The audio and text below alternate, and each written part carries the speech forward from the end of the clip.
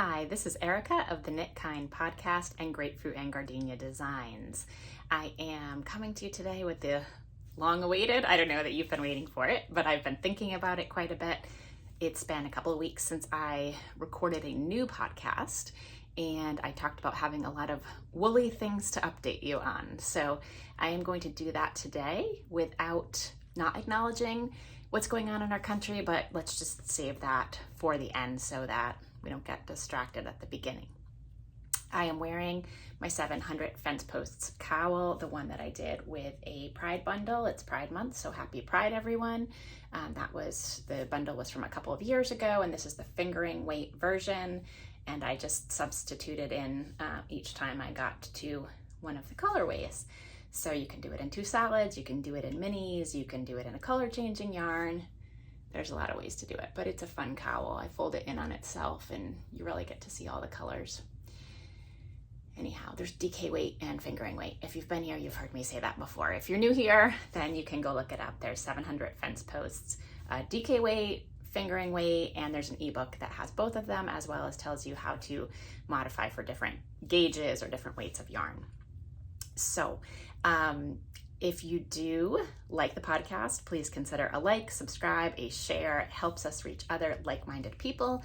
And as a reminder, this is an inclusive place for people to come, with the main topic being fiber and fiber arts. And we do, in what I consider an appropriate way, talk about things that are going on in the world, but in a very inclusive way where we are respectful of everyone's opinions, everyone's perspectives. Listening to each other is really the antidote for being so polarized in our country.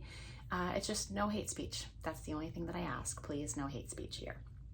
So what is behind me, that is probably where your eyes have gone, is my autumn Alpine that I cast on a few weeks ago. Well, maybe, yeah, I think it probably was a few weeks ago at this point, when I just really had an appetite for doing some color work and a color work yoke. And although I have a few sketched out designs in mind that I'm going to work on, I wanted to knit someone else's pattern just to kind of plow through it. And I also think what can be really fun is talking to you about when I, as a knitter, and a knitter who happens to also design, does someone else's pattern, and the experience that I have and the decisions that I make. And I think that sweater fit is like an endless conversation that we could have and do workshops on and have conversations about and podcasts and sit around our knitting circle and talk about it. So since this is the equivalent of an online knitting circle, I thought this would be the primary thing that I would talk about today. This is not a new pattern, although I think one of the important things is that we don't always have to knit what's brand new this week. There are beautiful patterns coming out all of the time, and revisiting ones that you queued up as soon as you saw them because you loved them can really just refresh your excitement for them. So this is Autumn Alpine by Caitlin Hunter, otherwise known as Boyland Knits. She has 2 sweaters. She has the Autumn Alpine and the Alpine Bloom. And they are, I believe, if not identical, nearly identical colorwork motif, but different weights of yarn, different gauges. The Alpine Bloom is the more summery version that is short sleeves. It has lace on, if optional, obviously, on the neckline and the sleeves. This one, the Autumn Alpine, has a ribbing with a little pearl treatment. It's really also decorative and very pretty, just for something a little bit different. So let's talk about my version and decisions that I'm making and the yarn I'm using and all of those things that you might be curious about. So for starters, the rust color here is Juniper Moon Farms Patagonia. It is an organic merino yarn, and one of the things that's interesting that you might not know about this is that it was originally a farm on Martha's Vineyard. So if you watch this, I have connections to Martha's Vineyard and just really strong nostalgia, emotional ties. I still go there every summer. My parents have a cottage there. And so I like that history. It's now made in Turkey. It's not any longer a local wool, but it does have a history of that. And recently I had a gift certificate, and it was a beautiful color that I couldn't actually get at my local yarn shop and that I thought would be perfect for this sweater. And so I picked up a sweater quantity of that. I haven't even finished the first skein. They're very, and as you can see, it's not, you know, it's the background color, but usually by this point, you've probably switched skeins. So these are very generous skeins, and so they're a good price point if you're looking for a non-superwash wool. The contrast color I'm using here is from my stash. It is a Federbrook Farm DK. It's called Entropy, and I got that a few years ago actually at the local yarn shop, Vineyard Knitworks on Martha's Vineyard. It was, I think, the first time I had seen or heard of Federbrook. It was probably more than a few years ago now, I'm not gonna lie. It's been in my stash for a while looking for the perfect project, and this is it. And so the Federbrook is a blue-faced Leicester. So the pattern, couple things, the gauge of the pattern and then how much yarn the pattern called for. Well, if you probably can't notice, but up here, I actually used a contrasting yarn that is not the Federbrook because according to the yardage requirements, I don't have quite enough. I do think I'm gonna make it through the yoke. I have 5 rounds left, I think, and let's see if I can show you. I have this much. I think I'm gonna make it. So you might be saying, but what if you don't, Erica? Well, if I don't, I have a couple of options. One is to work in this from up here. You can see the color, you know, works pretty nicely. Another would be just using a little bit of hand spun or picking up another skein of Federbrook at some point. I'm not worried about it for now. We'll see how I am when I get there. And then I had already planned to use this one on the other areas of trim, I think at both the bottom ribbing and the sleeves where there's a little bit. So that was one thing that I did. Another thing that I did has to do with my gauge. You might be looking at this and thinking it looks like a really long yoke, and maybe you're not, but maybe now you are. And you're not wrong. By pattern, it is a very typically lengthed. It is a typical length of a yoke. The sleeve split per inches would have already happened more like around here. I have made a decision, and I might end up ripping back, but I have made a decision that I'm knitting it at an alternate gauge, and I knew it would be a deeper yoke. And I didn't go into this blindly. I knew what my gauge was. I did a very small gauge swatch. Keep leaning over. I think it's in here. I'll show you the gauge swatch I did and tell you why it's so small. And so here's my gauge swatch for this sweater. And this is actually 2 different needle sizes. I think this was a 5 here and a 6 here, I want to say. I do have knots tied. I don't know if you know this trick, but so when you forget which yarn you actually, or which one you actually used, let's say, oh, 1, 2, 3, 4. 4 knots here. So, okay, that means down here, I was on a US 4. And I believe that's what she calls for in the pattern. And it created a fine fabric. And then up here, I went with yarn overs. So I don't know how you keep track of which needle size you use, but this is how I do it so that when I forget 5 minutes later, I know. 1, 2, 3, 4, 5. So what I was looking at was the fabric as much as the gauge. And then for the color work, I knew I was gonna size up a needle also so that could have some breathing room to bloom. And so what I quickly learned is that I was going to have a bigger gauge. And so I sized down. So I would have normally, if I were knitting at gauge, knit the size 3. I almost always knit a size 3, even when I think I don't want that much ease, because usually that's what it works out to, give or take around the 40-inch bust for your finished garment. So this one was going to be bigger. It was going to have more ease. But again, it depends on what your gauge is. That's the dimensions only work if your gauge matches the designer's gauge. So I decided what needle I wanted to use, and I got started. And you can see this looks a little bit loose up here. And possibly if I were doing it again, I might do it tighter. I did think about redoing it right away. I decided not to ultimately because I took the measurements, and the measurements actually did match for a size 3, even though I was knitting a size 2 because of this different gauge. I also looked at the pictures of Caitlin in the sweater, and the neckline on hers is very similar to the way that this looks. And also I know I have a small neck, so I knew it would look a little bit bigger, and it didn't have the weight of the sweater on it yet, and it hadn't been blocked and all those things. So I decided to keep going, and worst case scenario, I could always put a lifeline and rip it back, right? But I didn't think I'd probably need to do that. So I kept going, and then I went to about here with the color work, and I did a partial block. So you can't really see here, but if you were to look at it from the side, you'd see that this is pretty smooth, and then it starts to be kind of bumpy here because this is the unblocked section. And I treated this more like my gauge swatch than this, because I knew once I got going with the circumference and the color work that I could do these all day, even with the stranding in the background so that it mimics in the round, and that it wouldn't still be as accurate as what was going to happen when I got here, and I didn't mind ripping out. So I went ahead, cast on, measured my gauge, did a partial block, measured it again, knew that I was on track for knitting the size 2, and knew that I would have a deeper yoke. And a couple things about a deeper yoke. You have to know yourself, you have to know your body, you have to know how you like clothes to fit. I will try to insert here a couple pictures of some sweaters I wear all the time and love with deep yokes. And what I did is I thought about, in context, where would this fall? So I have 2 patterns I'll show that I have done. One is a Sari Nordland Lume, and one is a Spas Tricot Baccarat Bank. No, yes, that is the name of it.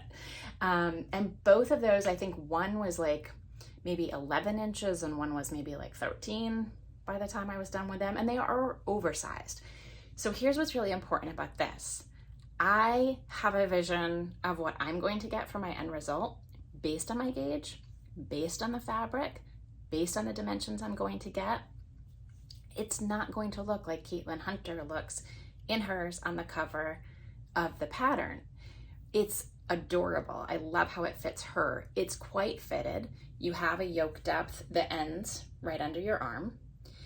And even though there's more ease, it's got what I would call like kind of like a smart fit, or like a more tailored fit to it. And that's not what I'm going to get.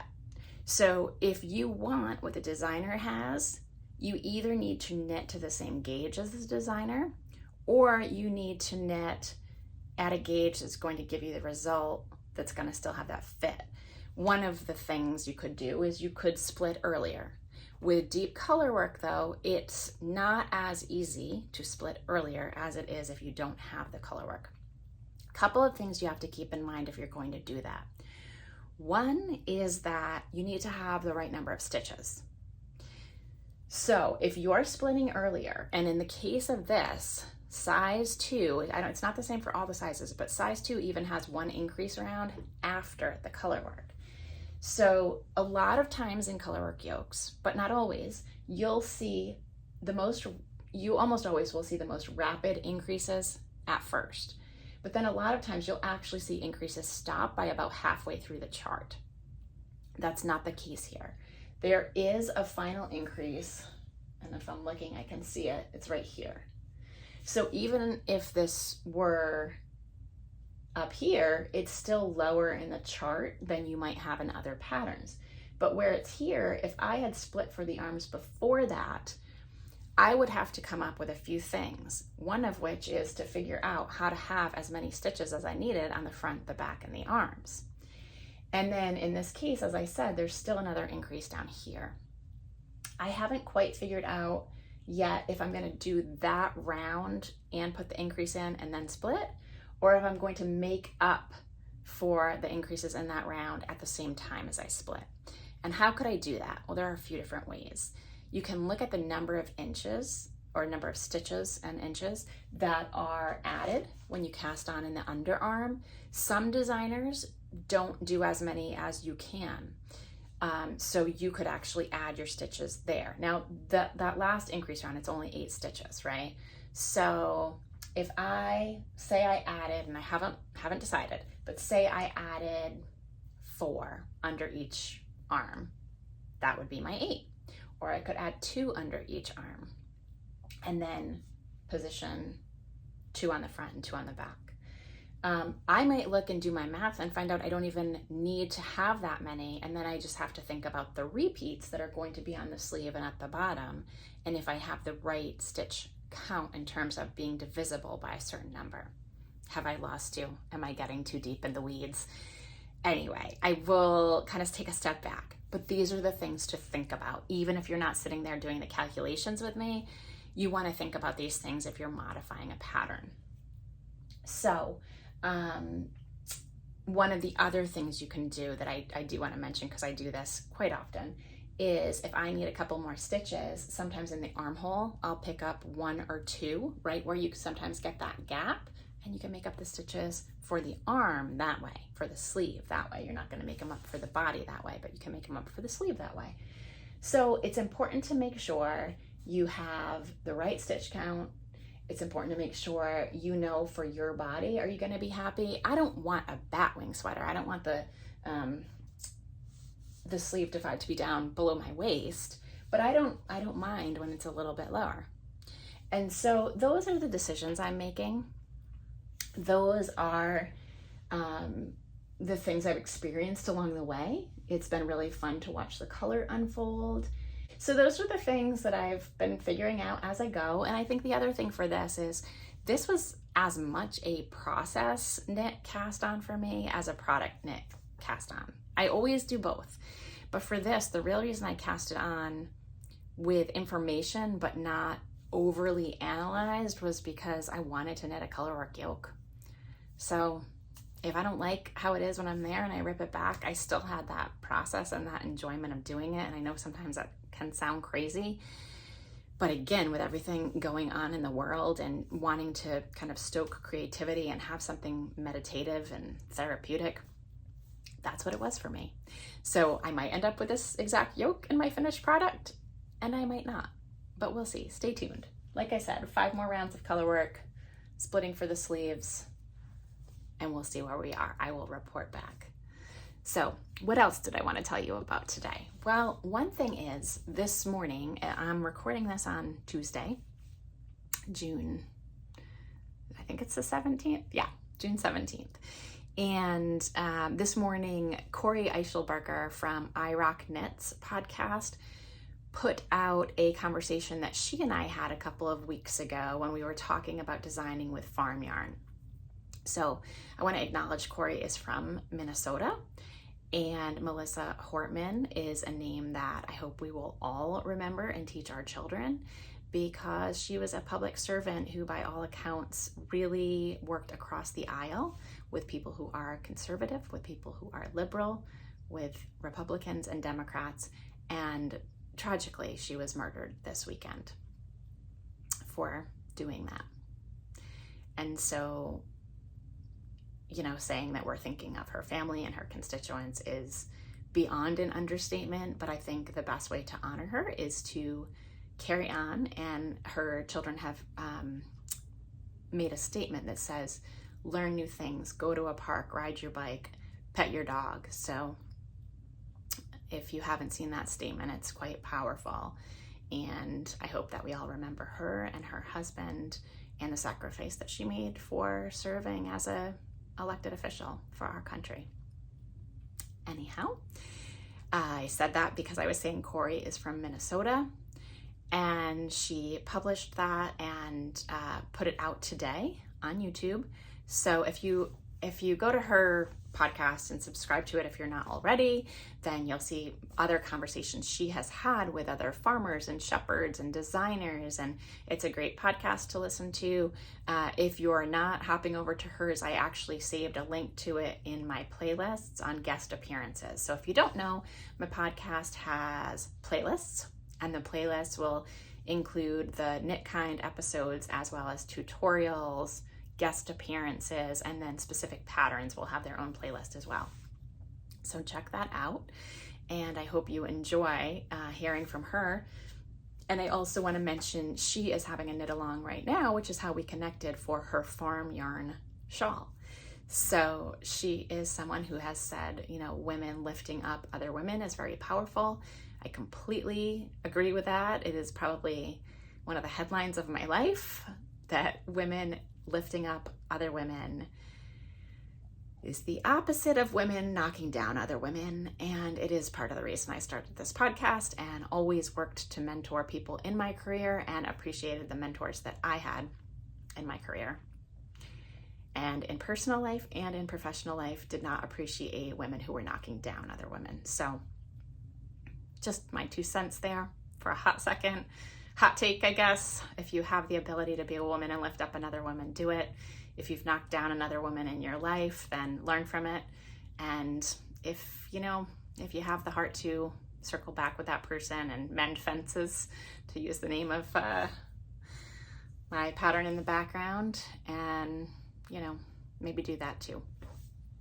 So Corey, she has prizes for all of you out there who love prizes. She has a lot of great prizes for this knit along, for the farm yarn shawl. And I just love that it's really, farm yarn is having a moment again. It's sort of where all knitting started. And now it is a different thing than it was, but it is really special, and it's really important to, as we've said, support our small farms, our local farmers, and do that whenever you can. So thanks for checking that out. What else have I been up to? Okay, well, I have been working on workshop materials for the Junction Fiber Mill retreat in July, where I'm going to teach the knitting workshop. And I'm not going to show you that stuff yet because I want it to be special for people who are going to see it in person there for the first time. But it's going to be a lot of fun.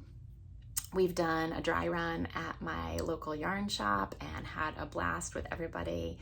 And I can't wait to share not only what you can see from me holding up finished products, but some of the insights and fun things that we thought we could do with them. I think it'll be something that'll be fun to share with you after the retreat. So I'm looking forward to that. And I also have cast on a new design that is very much in progress. So this is a early glimpse. This is the first time I've shown it anywhere other than a picture to a friend or two.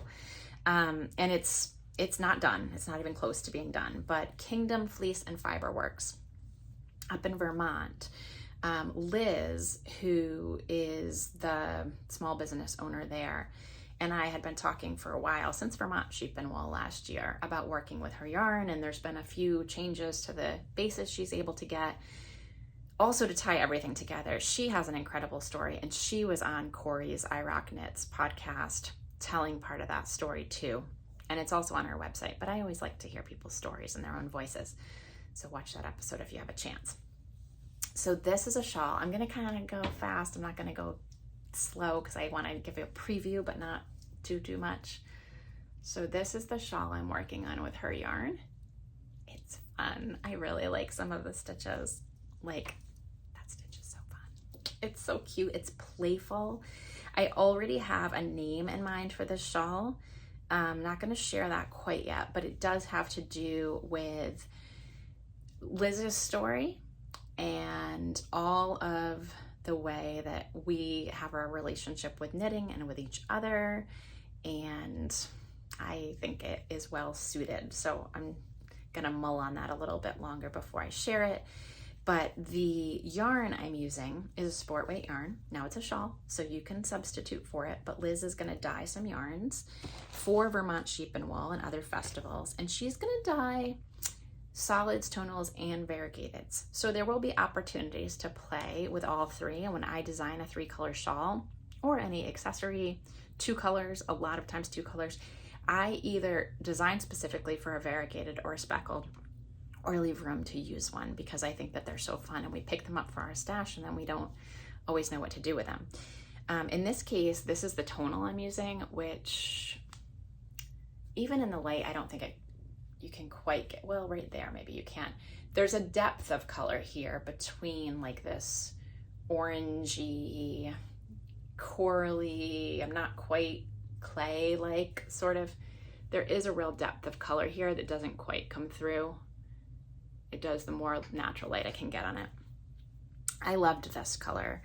And then I went with 2 classic colors, and I think I showed you this after New Hampshire Sheep and Wool, which is where I got it. So here I have like what is like a thunderstorm gray blue. I should probably just look at the colors she named, and then a natural white. So those are the 3 I used. It is Clun Forest. Now, I've looked up a million ways to pronounce this, so you all can tell me, but it's a British name originally, I think. Here is my, just a little mini swatch when I was playing with how the colors worked together. So I wanted all the colors to touch each other so I could see. And this is actually also an interesting study in color and contrast, because if you take a picture of this, and actually here, it's really interesting here. I mean, obviously the white is gonna pop with the dark or with the corally color. And when I put it here, it's funny because now I can see that the values of these 2 are actually very, very similar. So if you do the black and white trick with these, you are gonna not see a lot of contrast here. But obviously if you're wearing this, there is a lot of contrast. It's just a different type of contrast.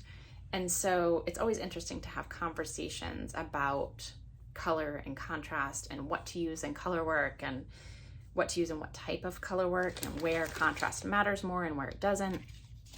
So let me see if she has, so Natural is the white one. Pippin, all right, now I have to see if I know the difference between the colors.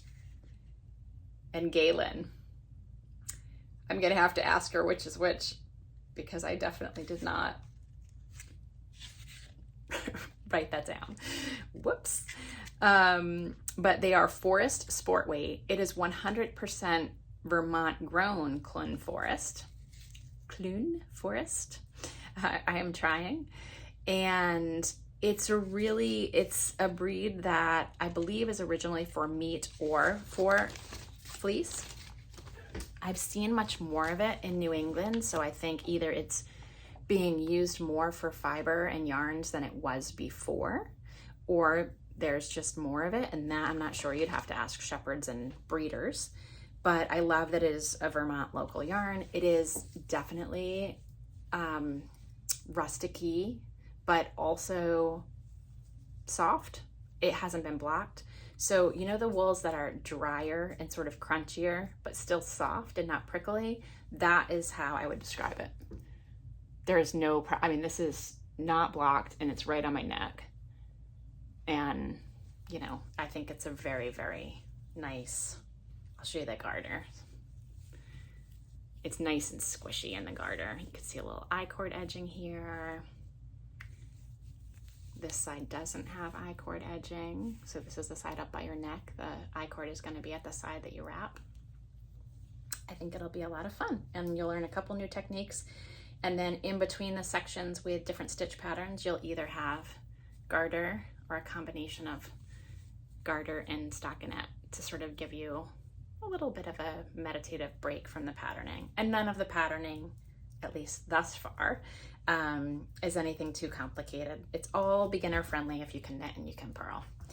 And so that is the other pattern that I'm working on, and that will, the goal for that is to have it in testing this summer, like probably late summer, and to have it released for Vermont Sheep and Wool also. So I am trying really hard to focus on some Vermont farm yarns for Vermont Sheep and Wool, and also just other New England or Northeast region farm yarns, and also work in sustainable larger company yarns when I can, either as the second recommended yarn or as a way to reach more people, because more people can access those yarns sometimes. So that continues to be my goal. I appreciate you watching. We're at 30 minutes, so I think I will wrap it up pretty quickly with just a few updates. And this is where, if you want to tune out because what you're really here for is the fiber, then I completely understand that.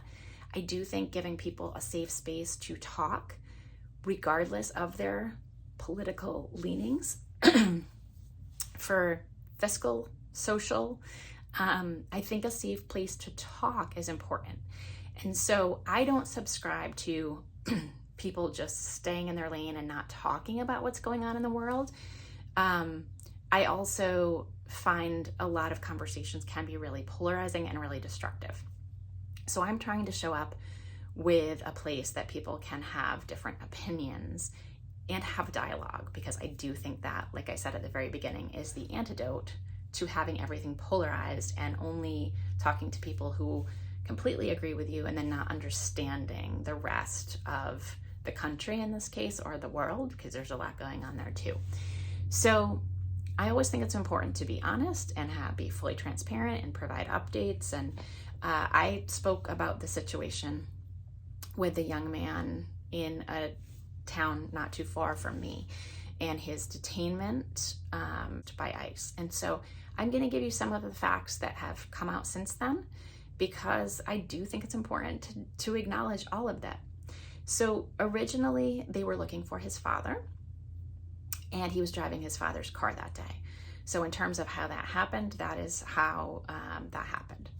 Why were they looking for his father, you ask? Okay, so he had traffic violations, and I'm not here to judge that.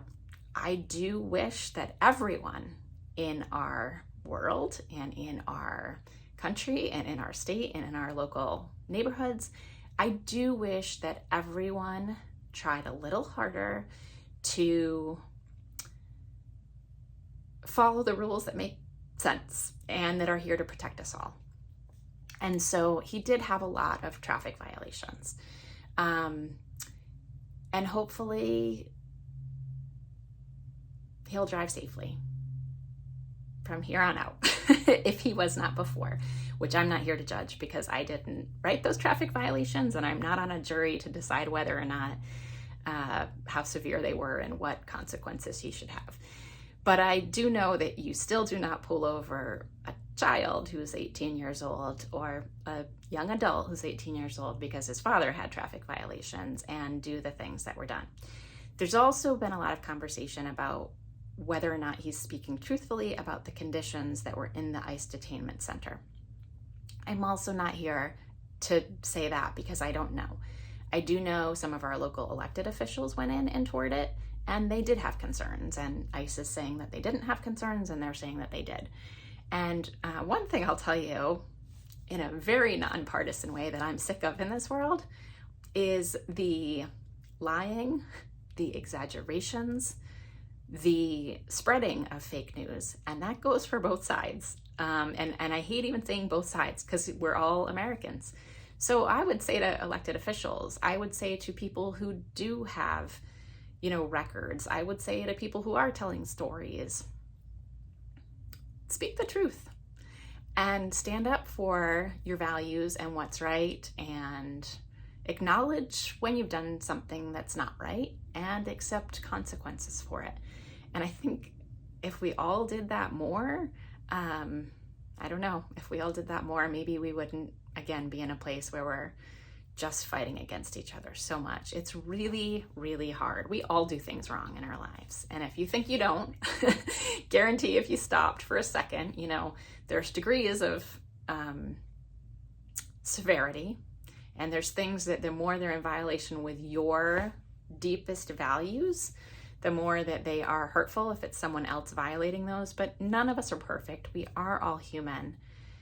And I would just implore everyone to really think hard about human rights, to think about when things are being done to people who are not like you, why and how you feel about that, and reflect on your own self and your own family, and think of each other as human beings. No one,